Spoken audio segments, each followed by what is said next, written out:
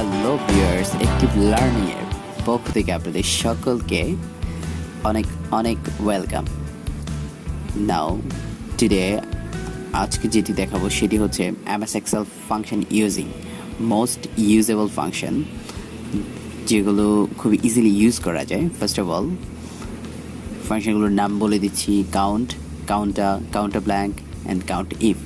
First of all আমি একটা table create করে নিচ্ছি, জাস্ট অ্যাজিউমিং টেবিলের মাধ্যমে কীভাবে ফাংশনগুলো ইউজ করতে হবে সেটার জন্য। মিস্টার রাফি,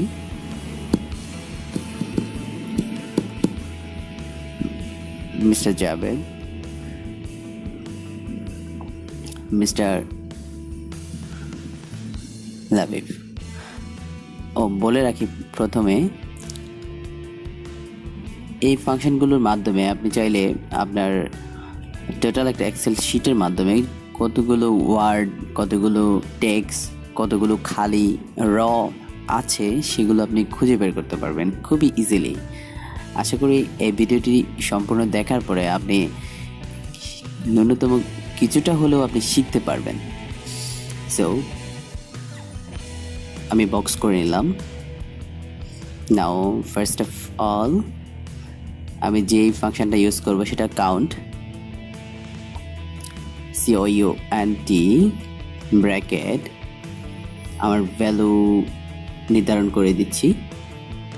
আমার ভ্যালু নির্ধারণ করা শেষ। H3 থেকে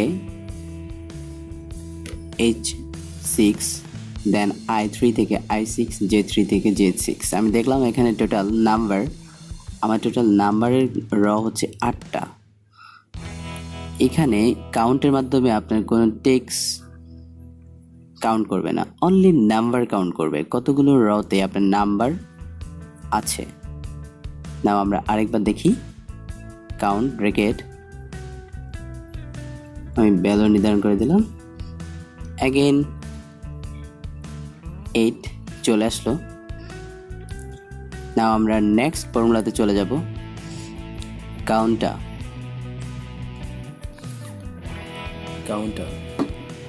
কাউন্টার মূলত ব্যবহৃত হয় আপনার টোটাল যতগুলো র আছে সবগুলো রকে টোটাল ক্যালকুলেশন করতে।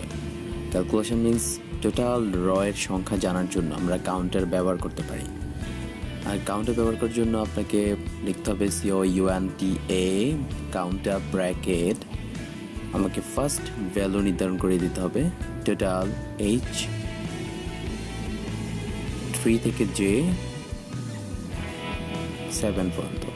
আমরা দেখলাম টোটাল আমার রতে 12টা রতে আমার টেক্সট এবং নাম্বার দেওয়া আছে। সো আমাকে টোটাল গুনতে হলো না, আমি এখন দেখব ব্ল্যাঙ্কগুলোর মাধ্যমে আমি গুনতে পারবো টোটাল আমার কতগুলো ব্ল্যাঙ্ক খালি আছে। খালিগুলো বাদ দিয়ে আমাকে টেক্সট এবং নাম্বার যেগুলোতে আছে সেগুলো আমাকে দেখাবে।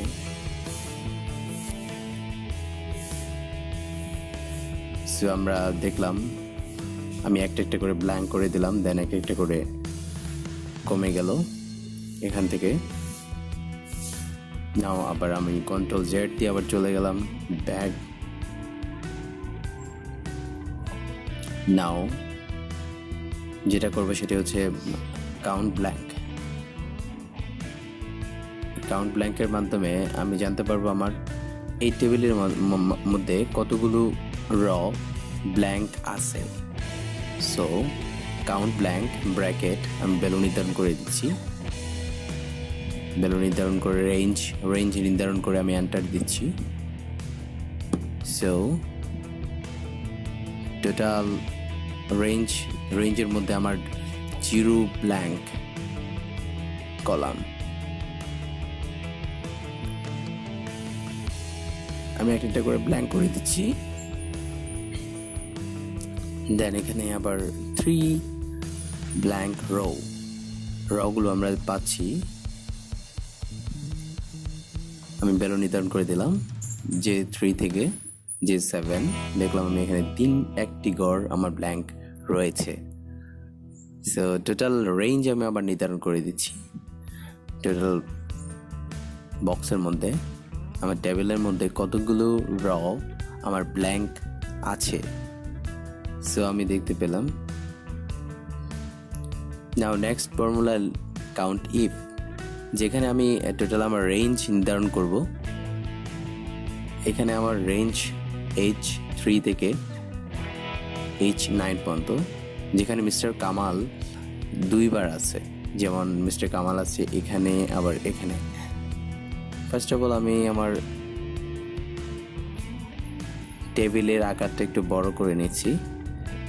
Mister Rafi, Mister Jabed. So এটার মাধ্যমে আমরা যেটা জানতে পারবো সেটা হচ্ছে মানে আমার এই রেঞ্জের মধ্যে একটা নাম অথবা একটা নাউন কতবার রিপিট করছে। সো এক্ষেত্রে এটা জানাটা খুবই ইজি হয়। এক্ষেত্রে অনেক কলামের মধ্যে, অনেক শিটের মধ্যে অনেক কলাম থাকে যেগুলোর মধ্যে একটা নাম্বার বা একটা নাম অনেকবার রিপিট করে। সো সেটা জানার জন্য আমি কাউন্ট ইফ ইউজ করতে পারি। এটা সংখ্যার ক্ষেত্রেও যেমন, টেক্সটের ক্ষেত্রে তেমন। সো জানা যাক count if bracket range. So আমাকে রেঞ্জ সিলেক্ট করতে হবে। আমি রেঞ্জ সিলেক্ট করে দিলাম। দেন আমার ক্রাইটেরিয়া, আমার কোন ক্রাইটেরিয়া আমার সিলেক্ট করতে হবে, মিস্টার কামাল। মিস্টার কামাল কতবার রিপিট করছে, সো সেই রেজাল্টটাই আমাকে এখানে দেখাচ্ছে। আমি দেখি মিস্টার রাফি, মিস্টার রাফিও দুইবার আছে এখানে। সো আশা করি দুইবারই দেখাবে। সো ফর্মুলাটা আমি আবার লিখছি, কাউন্ট ইফ। আমার রেঞ্জ নির্ধারণ করতে হবে, রেঞ্জ, দেন কমা আমার criteria mister Rafi. Mister Rafi এখানে দুইবার রিপিট করছে, right. So viewers, I hope আপনারা ভিডিওটা এনজয় করছেন। আর ভালো লাগলে লাইক, কমেন্টস অ্যান্ড সাবস্ক্রাইব করবেন আমাদের channel active learnings always with you. Thanks for watching.